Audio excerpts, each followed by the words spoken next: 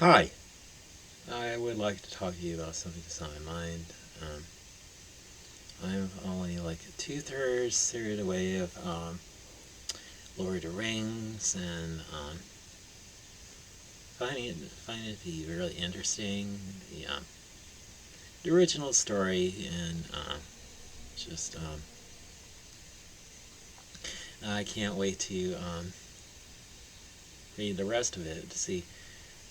I mean, see how we get to the end of the story. I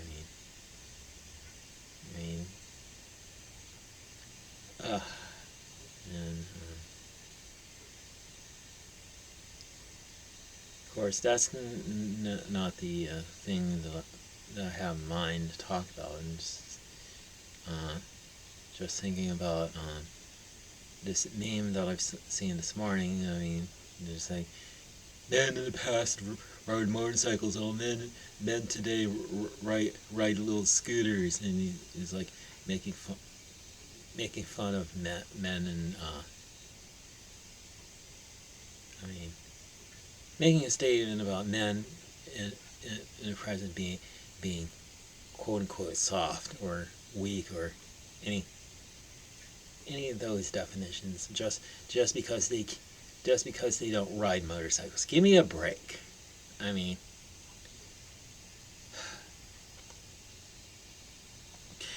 do men have to be so be so masculine and have ride on a steel horse?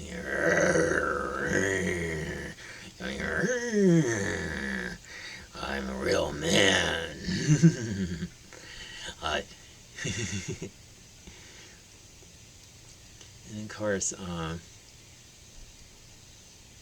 mean, people think of this big, strong, brilliant, and he's just like get in trouble all the time with the law, and he's like they drink, they smoke, they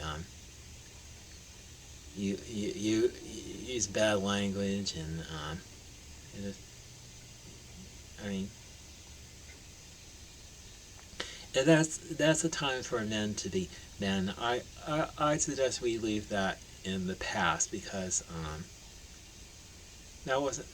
that wasn't being a man. That was just that's just being a grown up child who wants to do their own things, and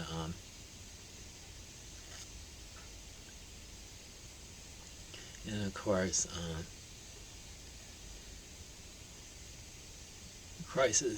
Jesus Christ has not called us to be that kind of man. He calls us to be like Him.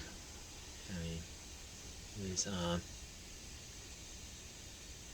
basically laid down His life for other people. And Jesus says, "Greater love has no one than this, that a man should lay down his life for his friends." And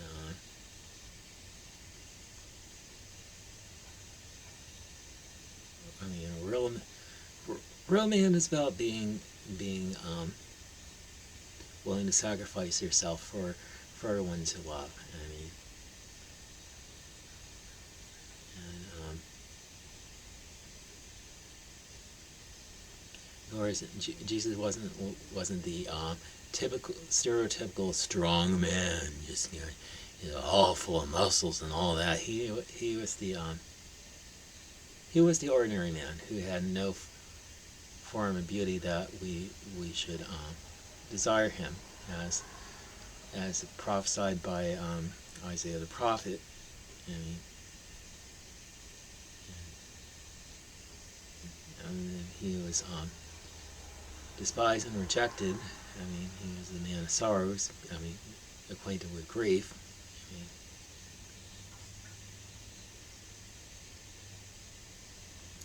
I mean, I was watching a few videos on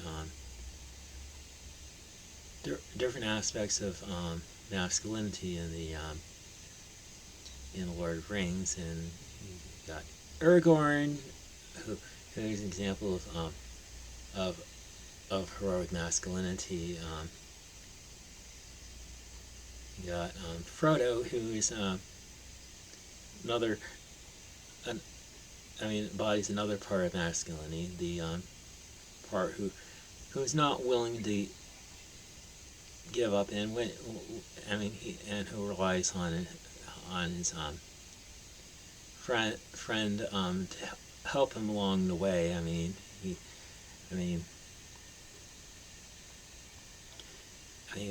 when Frodo tries to go about it himself, he gets into trouble, and it takes his friend Samwise Gamgee to get him out of trouble. And when Frodo can barely take another step, Samwise carries him upon his shoulders and brings him right to the entrance of Mount Doom. Of course,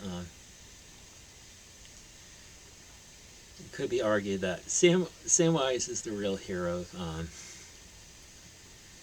of the Lord of the Rings, but he isn't the one who deals the final blow against evil. And we got Gandalf, who is the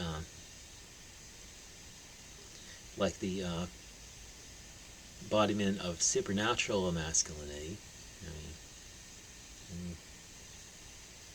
He's not afraid to sacrifice himself for his friends.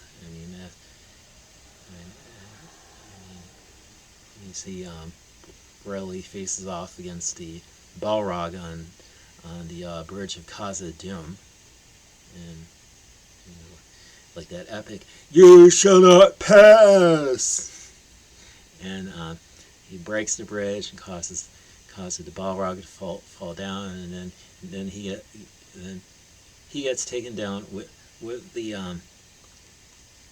Balrog, and they both plunge through their doom, and of course, and we find out in other parts of Tolkien's Middle-earth lore that Gandalf is actually an angel who takes on human form, and he doesn't.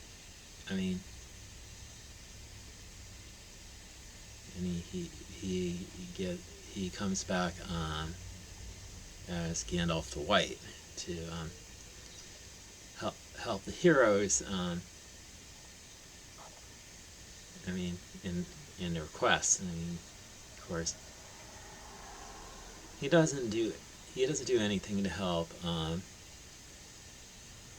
Frodo directly, but he is there in the Battle of the Black Gate to give Frodo and more time to get the ring to the cracks of Doom. Those I see as more worthy examples of masculinity, just like their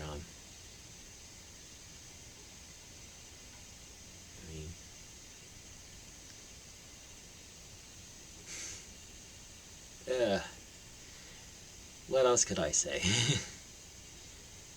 Anyway, that's pretty much all I have to share with you in this video. So, have a good day, and God bless you.